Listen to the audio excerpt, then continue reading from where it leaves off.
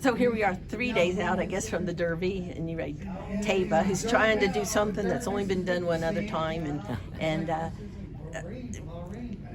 in his race in the Santa Anita Derby, could you tell he'd only raced one other time? No, that was one of the other things that I really liked about him. Not to mention, the talent that he had, and I mean there wasn't anything I didn't like about him, but his maturity for a horse that had only run once was amazing.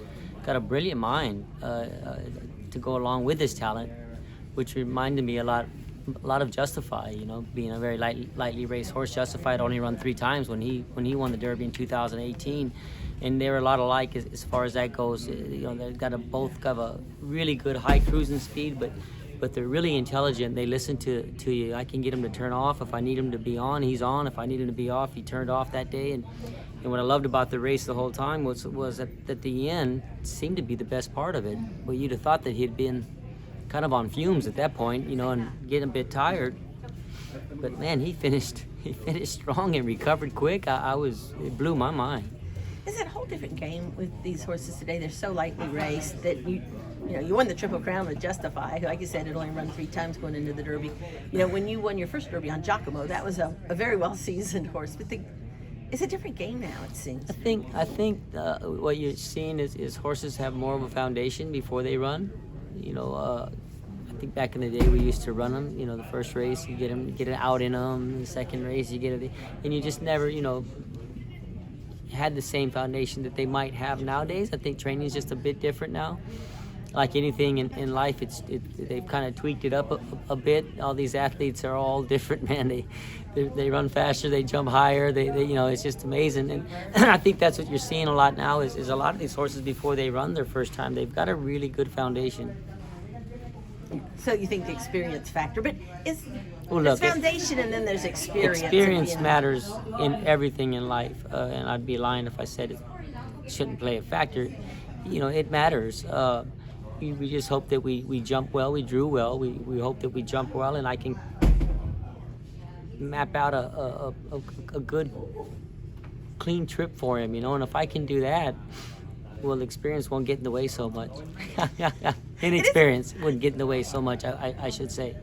It is an interesting combination, the most experienced jockey on the least experienced horse. Well, maybe it'll even itself out, but good Lord's willing, he jumps well, and he's got a really high cruising speed, so he'll be forward, which will get him out of, the majority of the traffic, I would say. And I mean, he's actually quick enough if you wanted to be. He can probably be on the lead. You've only run twice. You just have to wait and see. You want to get away running and see where that puts us. If somebody really wants it, then he can just sit off of them and hopefully make that run that he did in the Santa Anita Derby. And if he just does that, I'll be happy. But can you imagine if that race moves him up? If that's a possibility, if that's the case, I'm even more excited.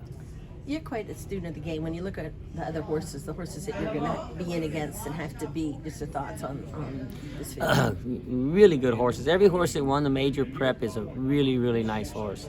Even horses that finished second and third to them are really, really good horses.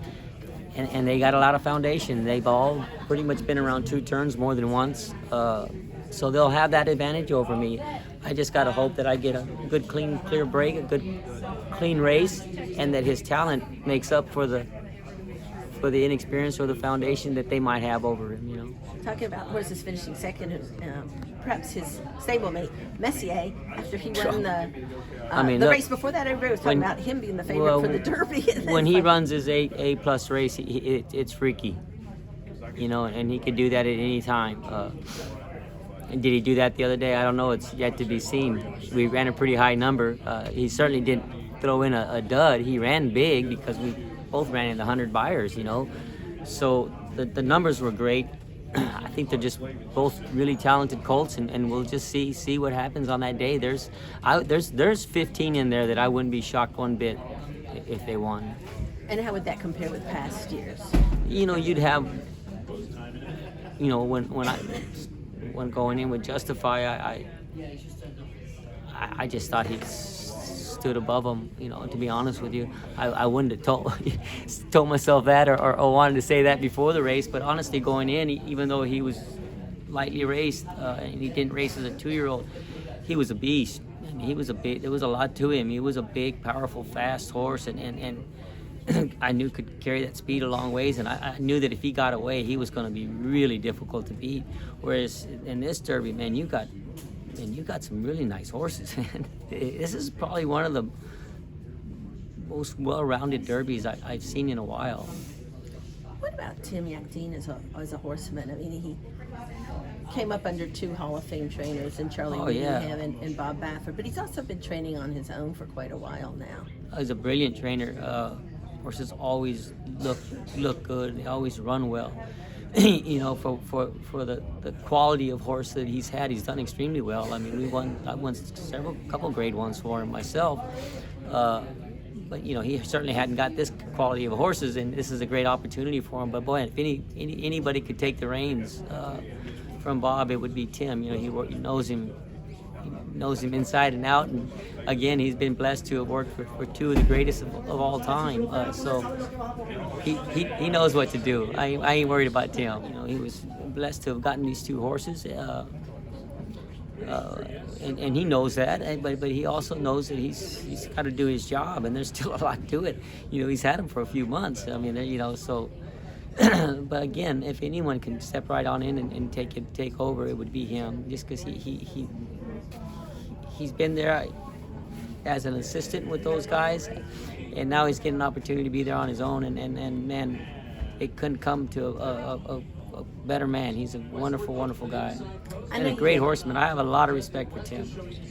You get asked this a lot, but just put in perspective, if you could win a 3rd Kentucky Derby at a stage when you might only have another 10 years to ride or so. Oh yeah, thank you. It'd be amazing. It'd be amazing, and then to be the oldest one to do it and beat Shoemaker's record, just to be mentioned in his name is just gives me goosebumps. So it'd be just that extra special. We'd have to get you on the cover of AARP magazine. And you get me on the cover of any magazine you want. I'm blessed enough to win the Derby. What is having the Derby out there in you wanting to keep riding? Is it a factor at all? Or? Oh sure, I've always believed I was going to win 3. Let's see what happens. You know what? Good Lord's willing, if it's meant to be, it'll happen. I mean, I wouldn't trade with anybody. I certainly wouldn't trade talent with anybody. I think he's that talented. You know what he has going against him, he might could make up in talent because he's got that kind of talent.